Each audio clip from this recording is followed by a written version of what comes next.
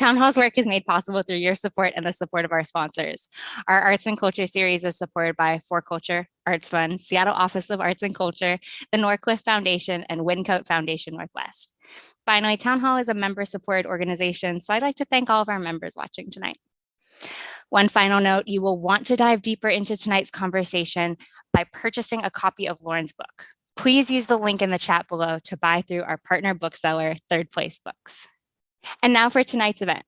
We all come into our own in early adulthood, solidifying our identities away from our parents and our childhood influence. But few of us have to deconstruct and rebuild ourselves from the rubble of an identity-erasing religious cult that offered little order and even less security. Lauren Hough was born in Germany and raised in 7 different countries and West Texas, in the infamous cult known as the Children of God or the Family. She's been an airman in the US Air Force, a green apron barista, a bartender, a delivery driver, and for a time, a cable guy. She recounted her time as a cable guy in her viral essay from 2018, I Was a Cable Guy. I Saw the Worst of America. Her writing has appeared in Grata, The Wrath-Bearing Tree, The Guardian, and The Huffington Post.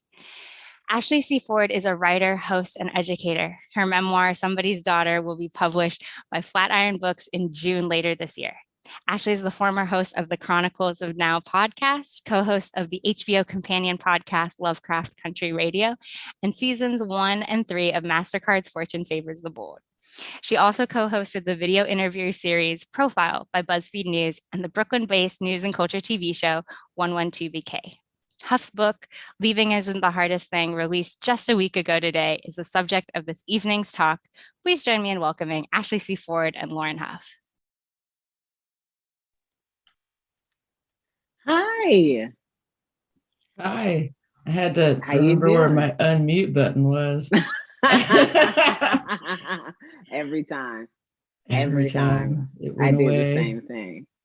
Well, first of all, thank you for that lovely intro, Megan. And to everybody else, just want to remind you that as the conversation is going, if you have questions, to go ahead and put them into the Q&A box, and eventually those questions will make their way to me, and I'll be able to ask Lauren your questions. So just keep that in mind as we're going, so that by the time we get there, we've got the questions to keep going. Lauren. Yes, ma'am. Hi. First of all, it's so lovely to be able to talk to you in real time. I feel like this has been weirdly a long time coming, because I've wanted to talk to you in real time for a really long time. So that might just be for me, but it's real.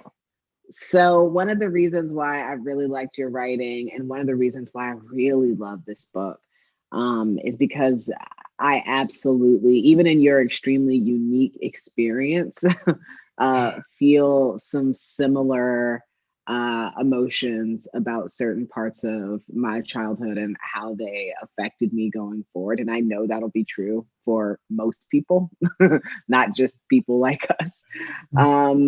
And one of the things that I really like about you as a person, and like about myself as well, is that we're prolific cussers. We are people who like to cuss and do a lot of it. And I know that I became a pretty prolific cusser in about 5th grade. But I'm wondering when that happened for you. When did you let your swear flag fly? That awkward moment when you're still just like trying to fit them in. Dude, it's so cool to see you. I didn't know. So this has been one of my like big worries. I'll get back to the swearing. I fucking promise you. It's okay. But like, this has been one of my big worries about doing this, all these interviews. It's like, so my first one was with Brandon Tyler and Vincent Scarpa.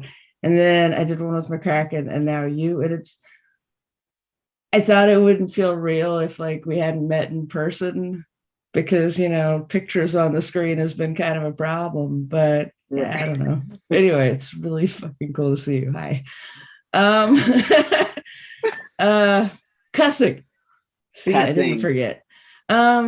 yeah, I don't think I started trying to let it fly. I got a job working at a Taco Villa, which is, I called it an off-brand Taco Bell in the book, and someone from Amarillo actually got mad, and they're like, "How dare you disrespect Taco Villa?" I'm like, "Dude, I was not trying to.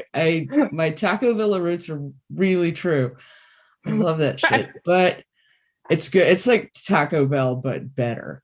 I don't There you know. It's go. just good. Anyway, yeah, but working in a fast food restaurant at like 16, 17, that's when it started. And then I'd have to like, but it was completely fronted. I didn't naturally cuss. I was inserting fucks into the Yeah. language instead of like now where I'm trying to delete them. I don't know. I don't know exactly the spot where that switch happened where I wasn't trying to like fit a couple more in there to be cool. Or like, this is a Yeah. good place where you could add a fuck and it would make that sentence cooler. It's hard. It's hard to get to the place where it's smooth Yeah. because at first you're kind of doing the like, hey, does everybody hear me cussing? Did everybody did everybody hear me doing that? Yeah. Because I did that. I'm And a once grown you're up over too. that, yeah, like I'm a grown up too. And then once you're over that, it becomes a lot easier. Yeah, that was just for Yeah. my personal enjoyment, that question right there. Um, how has it been having your book um exist for the past week? Like I know like it exists for so much longer than that, but you know, there's the publication date and it comes and it's there, and then the interviews and the reviews and the tour. It's a lot. Like I see it be a lot on so many people. So how are you Yeah. doing? I mean, this is this book is your first book, right? Your It memoir? is. It is. Fucking get excited, dude. Yeah. Um it's been, I don't know. I live in abject terror that like I'm one once one more slip and it's done. Like I'm living in my car again. Mm. Um but at the same time, and it's that's always going to be there a little bit, I think. But probably about a week before the book came out, it got really real. I think it was when I opened the box of books. It got Yeah. really fucking real. But then some of it's so fucking cool. I don't know, like these. I've got kids who kind of grew up in all sorts of, and it's not just cult babies. Like I know I'd hear from a lot of cult babies, but everybody like just, I don't know. I think that part of what is part of what I wanted to write it, and part of when I started to write it is when I realized that like my experience wasn't this like unique, deep, dark thing that like nobody could possibly fucking understand. Mm-hmm. And yeah, it was, I mean, that's the shame they kind of throw on you about it. And that's the danger of it, is it completely isolates you from people. So yeah, that part of it, that connection's really fucking cool. Um, the reviews are awesome. Like I don't know. I didn't go to school. I used to do the crossword in the Washington Post, and there's a review of my book in there. So that's just, I don't know. A lot of it's just wild. And then part of me like is just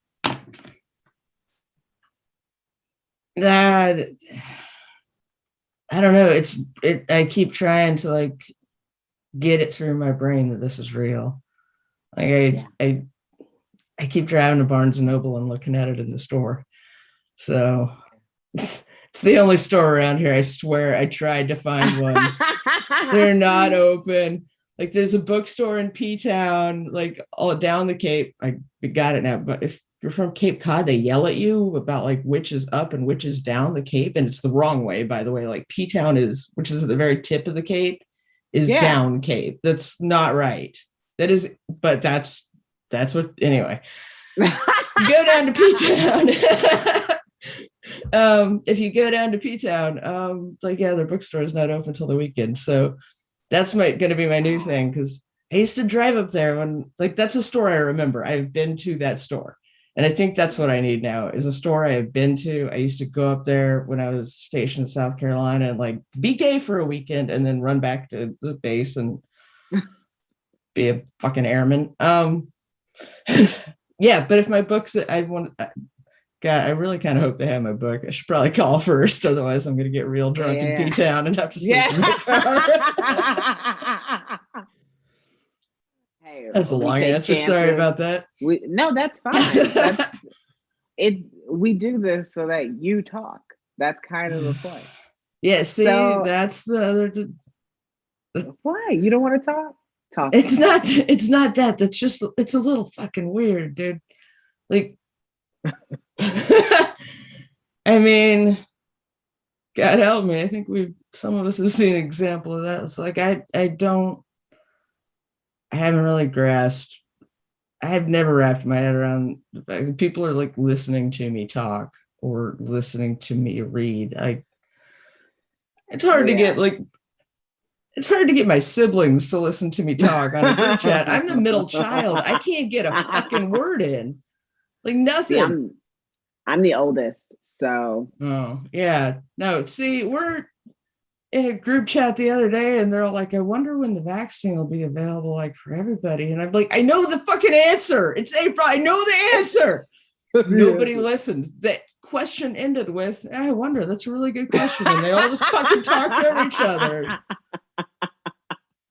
That's Monday. Okay. Monday. I'm the oldest. I'm the oldest. Everybody listens to me and nobody does what I say. Yeah. So yeah, we all have our struggles. We all always will.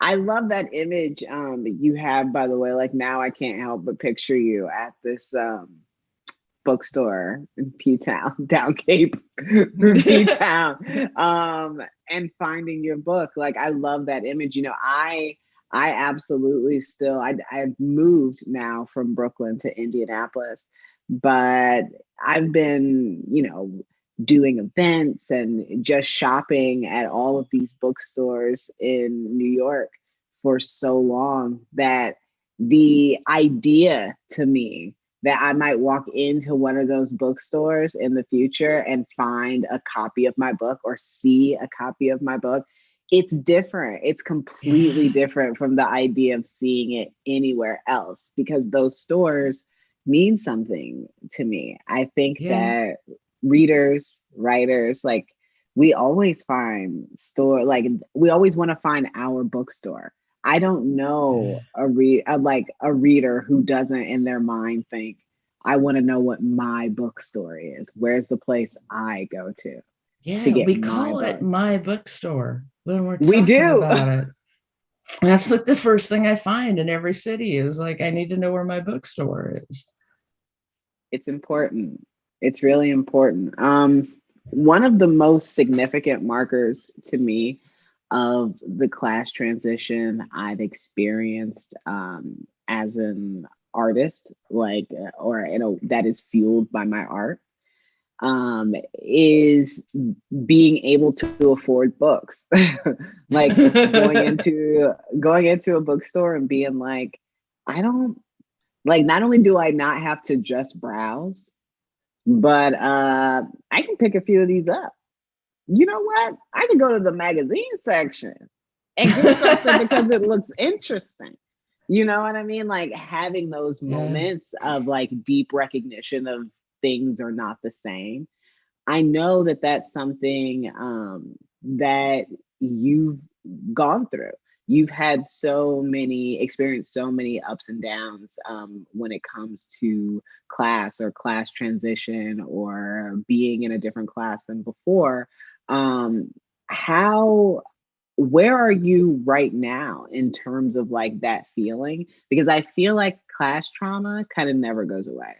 Like, I definitely make a lot more money now than my mother ever did, or that I ever had access to for most of my life. And it still messes with me. Like, and not in ways that I feel like anybody ever prepared me for. Yeah, I don't know. I think that's the weirdest part of class trauma, is that it affects us all so fucking differently. Some of us, like, I have friends who are poor who were like really fucking good with money now. I am not one of those people, but which is not fucking great. But yeah, I've got a sister who's one of my sisters. I don't know, she's always been like that too. I mean, she's the one I called for bail money because I knew she had it. Like, she'd been socking away money and not spending a single dime that she didn't need to at any point. Whereas, like, if I get a tiny bit of money, I go instantly into like hoarding phase. I need this, I need this, I need this for the next drought. But yeah, I keep noticing it, and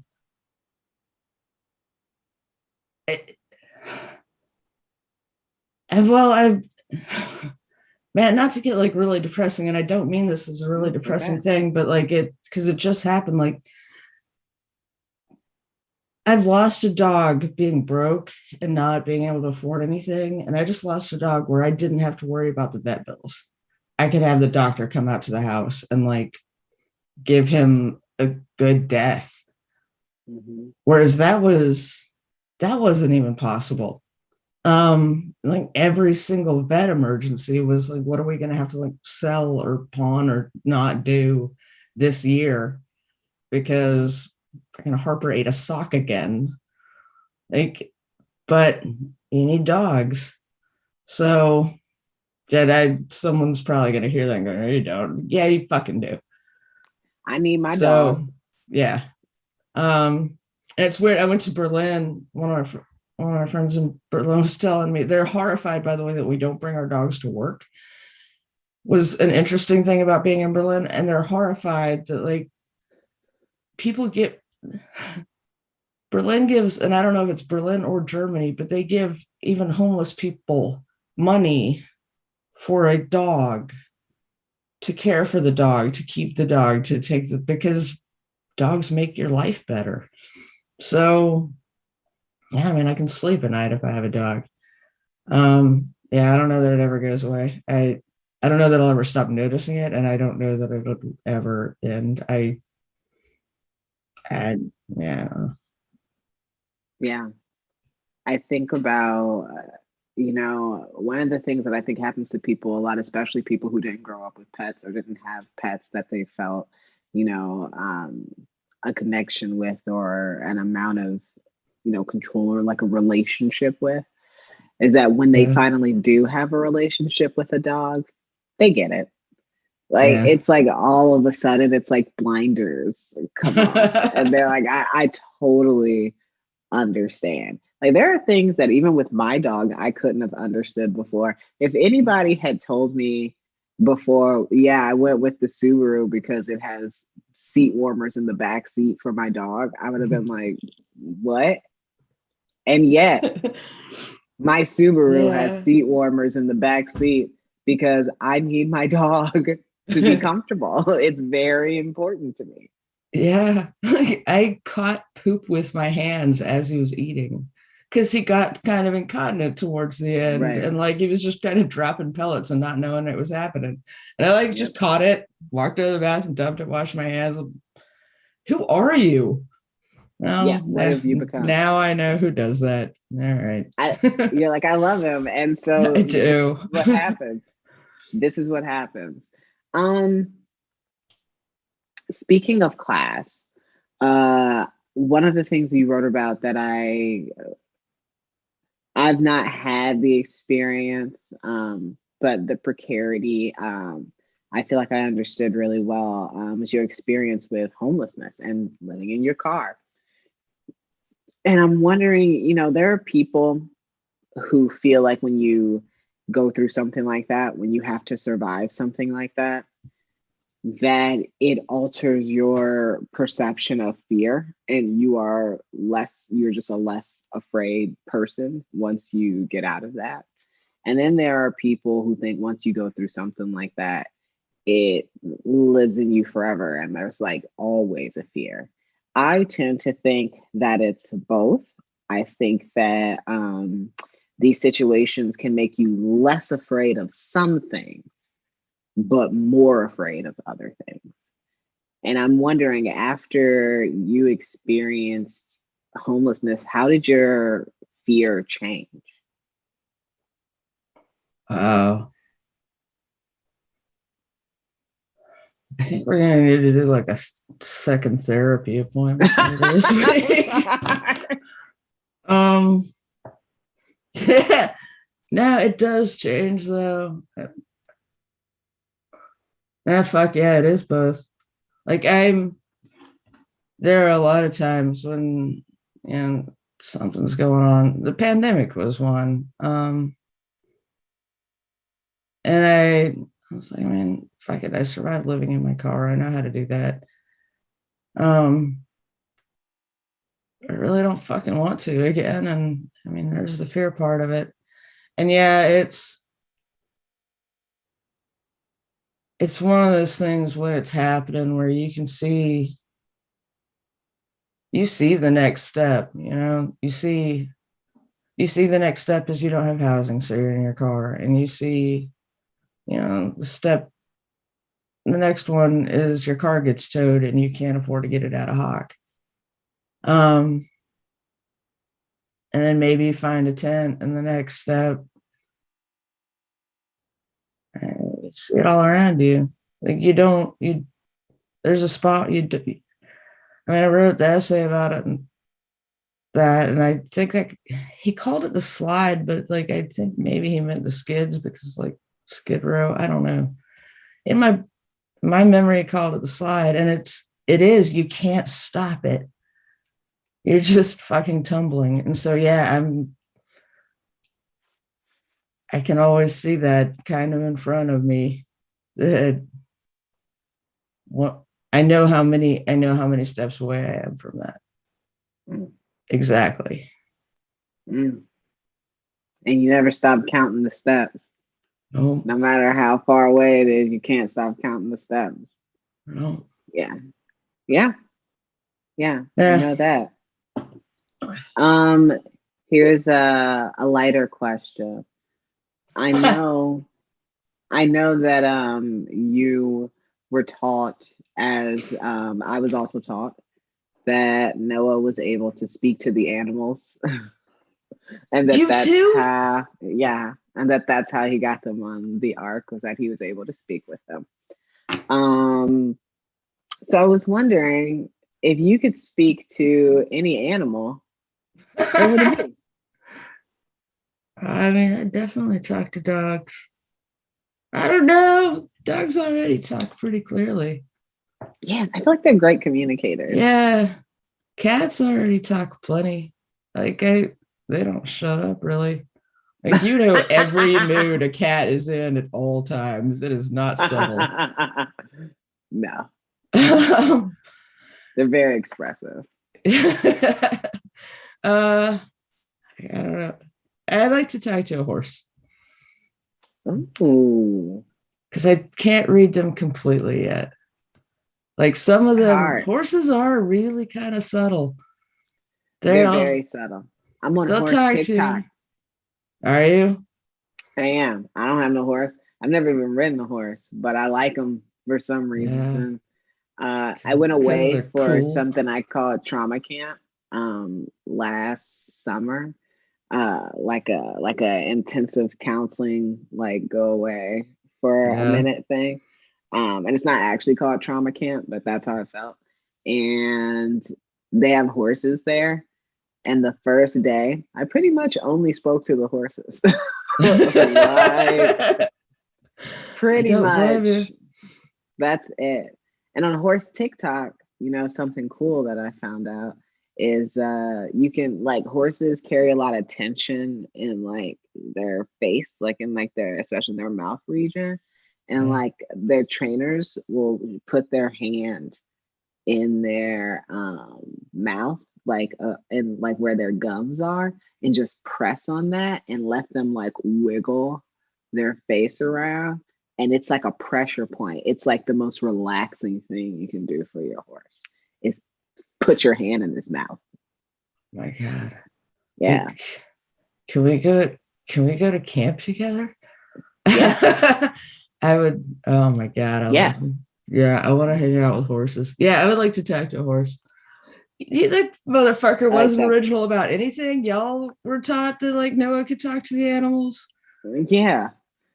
Like, but you know, I was taught a lot of wild shit. My grandma had really interesting interpretations of the Bible. So, you know, she was a great lady and I loved her, but a lot of the stuff she told me ain't exactly biblical, as much as it was some stuff she thought of one time.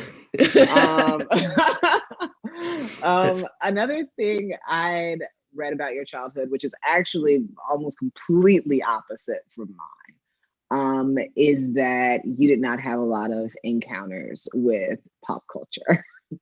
Obviously, until you were a pretty like you'd missed the boat on some things. Yeah. Which was not like I was constantly watching TV. I could reenact things from TV. I was basically the person you came to school the next day and were like, "Did you see that thing on TV?" And I was like, "Yeah." Because that's what we did all the time in my family. Everybody didn't always have money, but everybody had a TV in their room. And I was wondering, what are some of the things that you missed as a kid in pop culture, experienced as an adult, and we're kind of like, actually, I could have missed this. This could have stayed missing. Goonies. Oh my gosh. Goonies would have been the first one. So many people say the Goonies. Yeah. Yes. Yeah, yes. It's really like people talked nonstop about it. And I'm like, fuck, I'll watch your fucking movie. And some of them have been fun. What's the one with the little monsters? Gremlins. That's a great movie. Gremlins is an awesome, fun movie.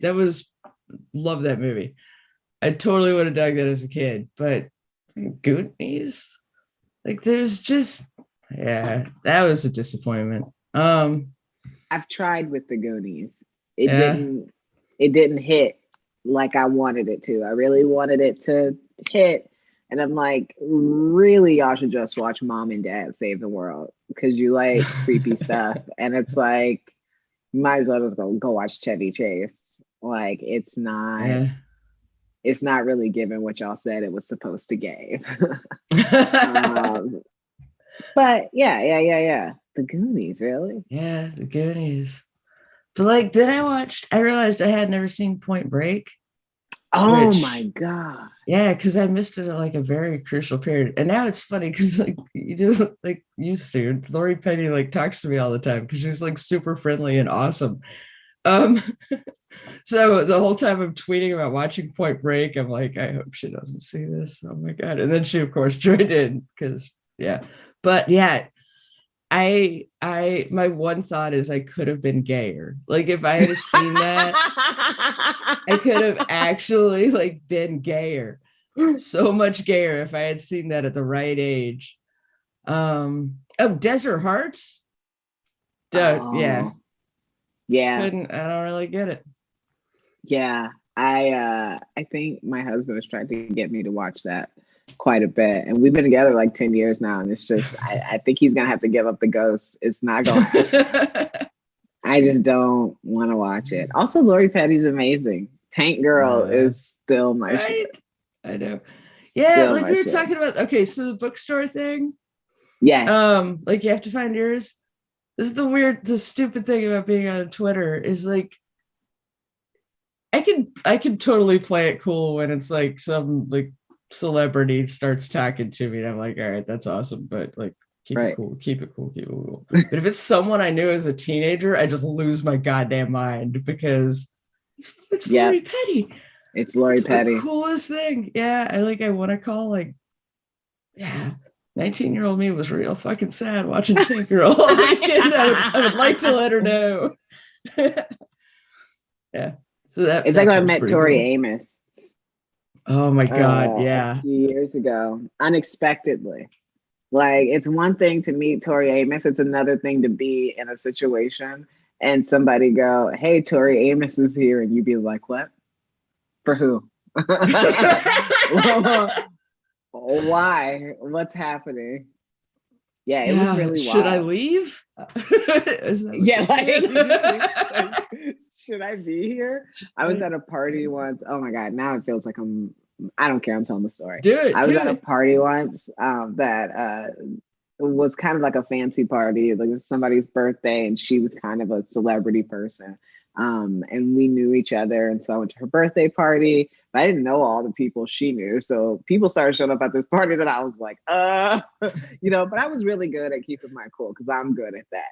But then Zadie Smith came, and Zadie Smith, on top of being brilliant, is actually just one of the most beautiful people you've ever seen in person. Like, she's just striking in a way that's wild. And I didn't even realize I was doing it until I left. But every time she walked into a room, I walked out of it. Don't blame me. Yeah, every time. And I worried later. I was like, oh man, I hope she didn't think that was me, like thinking something of her. But that's where I was. Like, I was like, I gotta get out of here, which now I can see that clearly and why, but it took a while. Another element of these essays is sort of in the reclamation of self is also a bit of like reintroduction of yourself to your emotions, because you were forced to present yourself a certain way to the adults around you, and there was no way to tell what the right way was, which, especially for children, inevitably causes like a disconnect between the presentation and the self.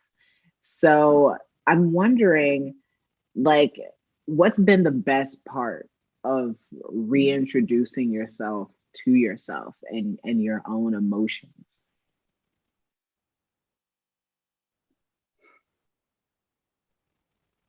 I think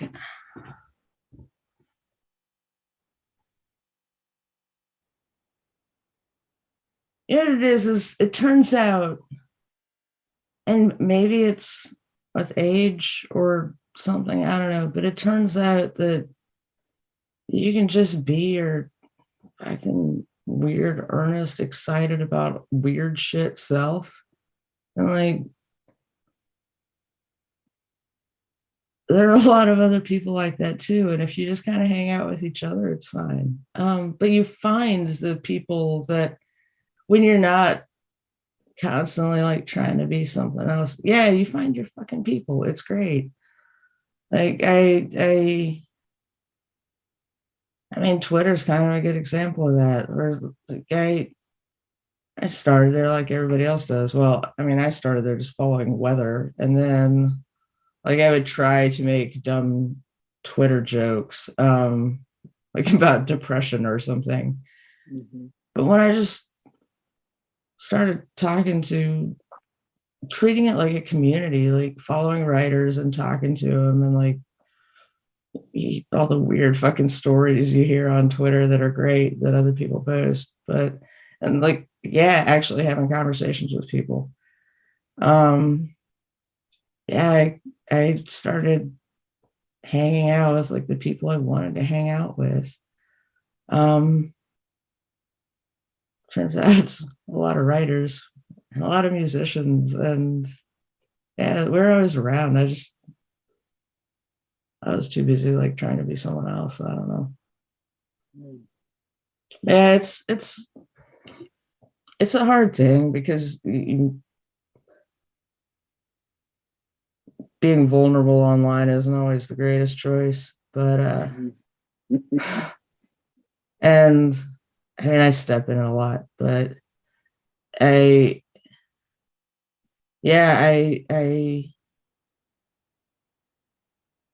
the best part of it is I don't have to remember the lie I told last. Ooh, That's a weird, that is such a weird freedom that I think so many people don't understand as a freedom, as like Yeah. something as simple as like I don't even have to lie to my like bill collectors. You know what Yeah. I mean? Like I don't have to lie to my landlord. I don't have to lie to anyone. And that's really very strange. Like it's so strange I to remember have the that feeling. yeah. Yeah, I remember the day I like stopped doing that with like people I worked for. Mm, I was working at the Iron Bear, and it was while I was writing this, and I think it was just I was too tired to even like make him an excuse for like why I was late for work. I just show up and be like, I'm sorry, dude. I'm just fucking having a day. Um mhm, and it mhm. turns out you don't have to like say you had a flat tire every time. You just be late. Yeah. And yeah, they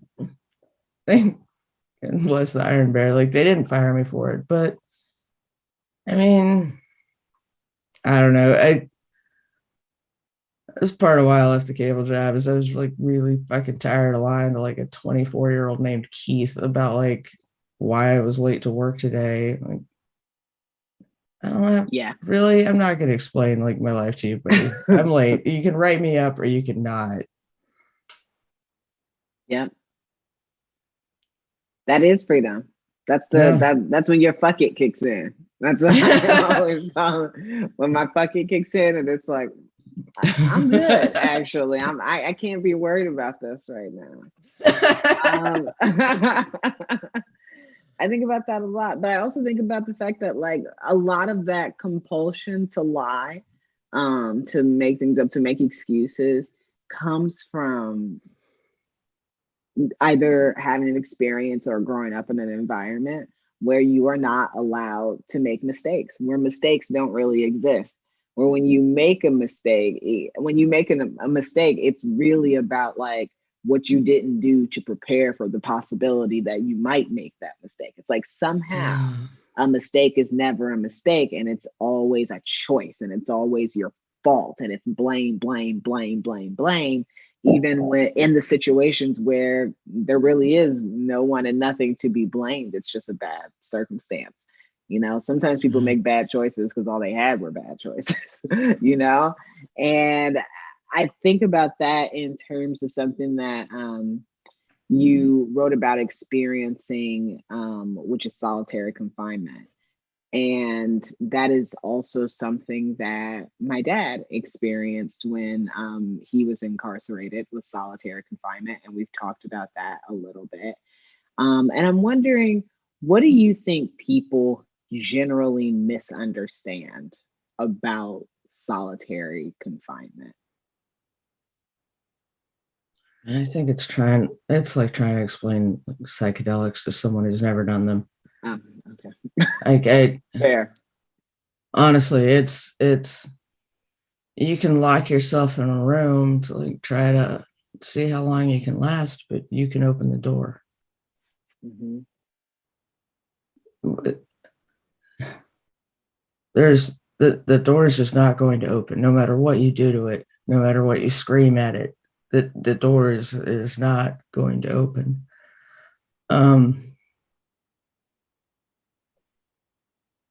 Yeah, it's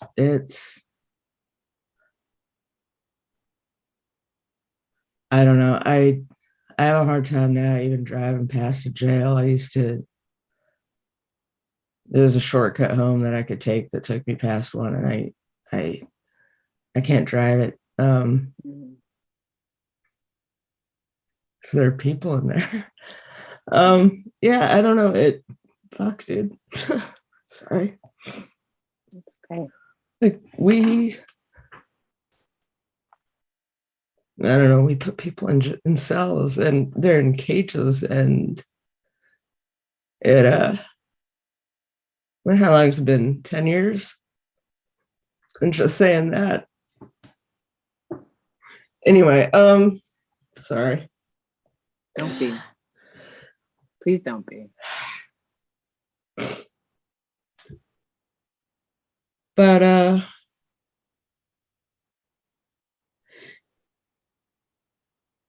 yeah, it's weird. I was raised with accidents don't happen. It wasn't accidents happen. It wasn't you spilled a glass of milk, accidents happen. It wasn't you got sick and you just got sick. If you got sick, you'd been entertaining the devil and you weren't fighting him. You could be in trouble for having a cold. So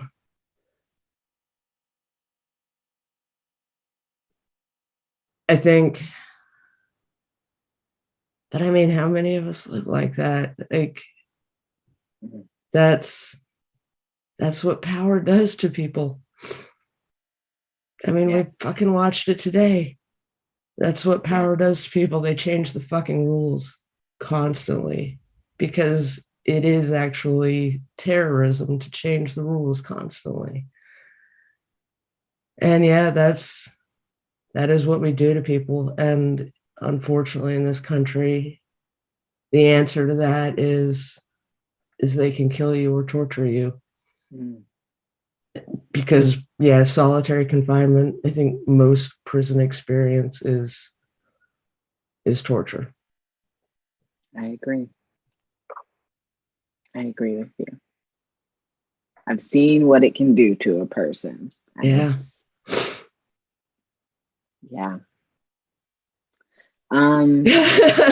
Right, you want to go smoke? We probably we'll be back.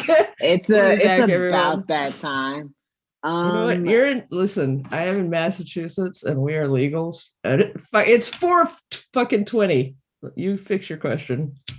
Okay, I got you. All right. So first of all, let me tell everybody who's watching, it's the holiday. So get your shit together. And if you have a question, go ahead and put it in there now. I've got one more question for Lauren before we move over to your question. All right. My last question for you, Lauren, is that I feel like I've watched all of these really cool things happen for you just from my online view over the past couple years. And as a person who hates to plan anything and kind of never has anything planned for her future, I'm not going to be like, what do you have planned? But I do want to ask, what do you want to do next? Like right now, like, is it that maybe you just want to sleep for 6 months? Maybe you want to start a new thing and give it a shot. But what do you want to do next? I mean, the thing I want to do, probably more than anything, is I really wanted to travel a little bit. Like, that's one of those things that like I felt like I missed. I wanted to go to LA and get a tattoo from this friend of mine who does super cool tattoos. And I wanted to go to Berlin for a few months, but those are all out for right now. So yeah, I don't know. But yeah, long term, I guess I'm still pretty bad at making plans. So I don't know. We need to fucking hang out though. God damn it. We do. Where are you right now? I'm in Massachusetts now. I got to go back to Austin in like June. So wow. But I love Austin. I almost got into a fight with a waitress the last time I was there. But I do really like Austin. And I would come there anytime. You could come to Indianapolis if you want to. I could show you cool stuff. All right. That would be fucking awesome. Yeah, because like yeah, I don't know. I've watched your I don't know. I don't know. You know what I'm saying. Like your book's fucking coming out too. It is. It is. It's gonna be weird and great. Like, look, other people have it. Oh my God, don't do that. Oh my God, it's so weird. Look at that. It's so wild to me. It's so wild to me that other people have it, especially ignore the dog-eared page. Like, that's not something you should share to book people. No, it's fine. My husband reads big, thick books and he folds them in half. Like he's like a book bender. Like he cracks the spine. And he used to be a bookseller. I don't know anybody who loves books more than him, but he's just like, it's mine. I paid for it. I'll read it how I want. Okay, let's see some of the questions we have over here. Question number 1, how did you celebrate 420? I got, I don't know if you noticed, like I have the official lesbian haircut, or the haircut of a lesbian who's going through some shit, but it wasn't intentional. It wasn't like I didn't want it this fucking short. But I went to a barber and like I say the same goddamn thing. And I talked to like other butch women. We all have the same fucking problem at barbers.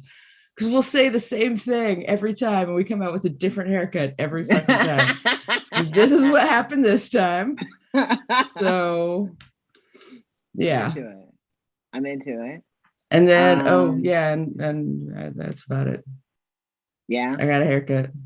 You got a haircut. That's a good 420 activity. If we count, apparently I haven't listened to it and I never will, but like I was on Terry Gross today and I made her laugh twice.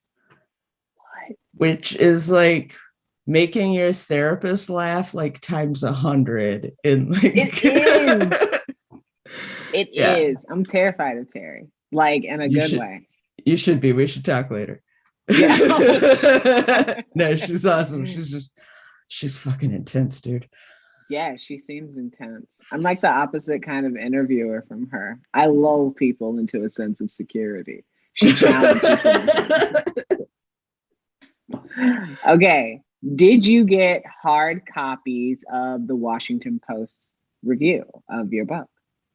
No, apparently it wasn't in Sunday's paper. I put out a call for it, like, and there were people looking, and they were gonna mail me one. So then the writer, and of course I can't remember her name right now.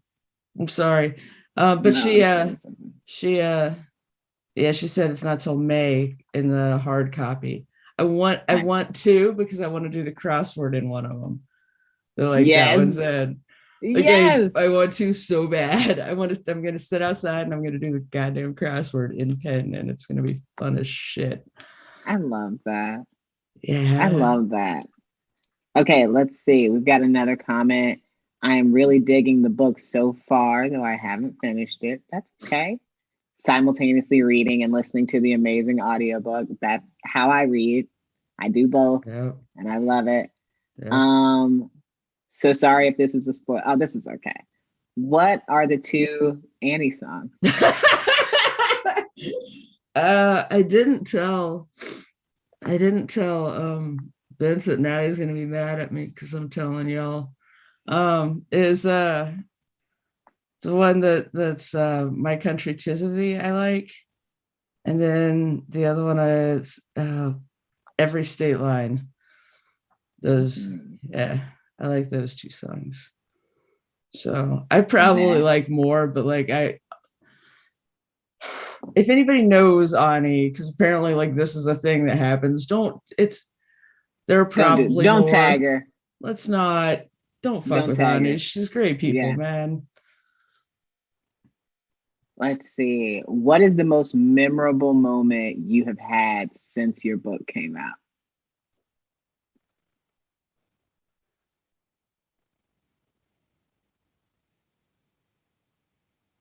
Yeah, the first time we waited until my niece lives near here. She's 25 and awesome, and like my buddy. And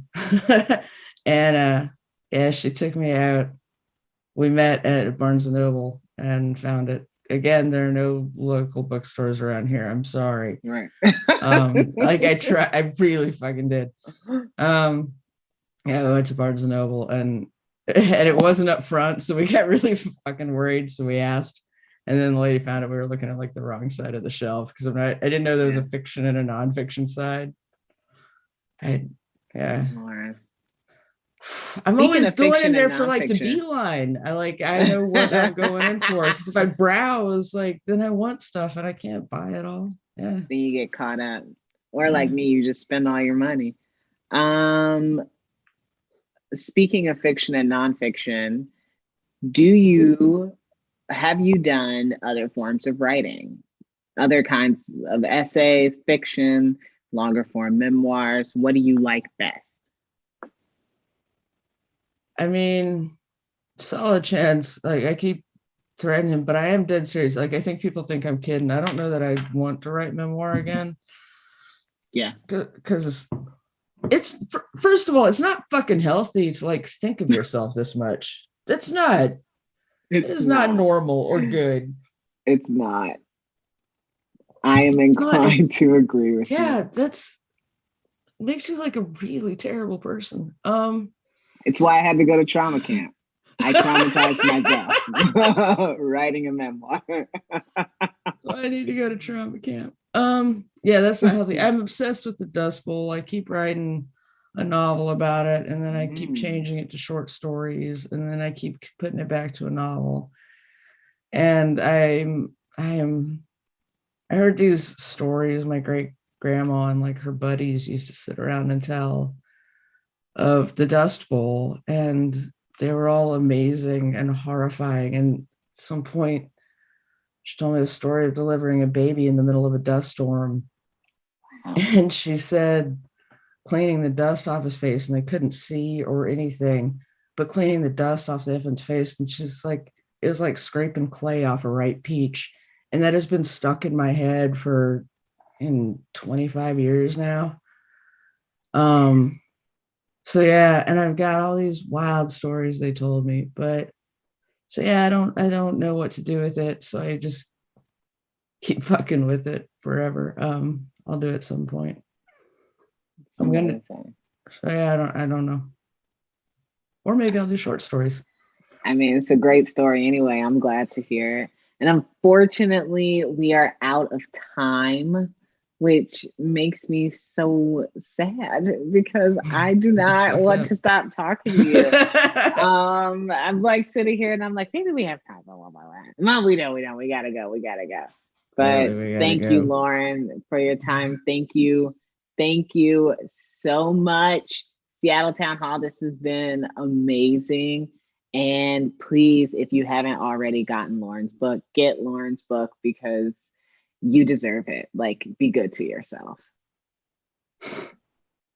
Thank you so much. Thank you, Ashley. Thank you, Lauren. That was a really amazing conversation. And thank you for spending this time with us and sharing so much with us on behalf of Town Hall. I hope everyone has a great night, and do go out and purchase a copy of the book. Our partner bookseller for this evening is Third Place Books. I have a link in the chat of the video if you want to check out their website and get a book from them.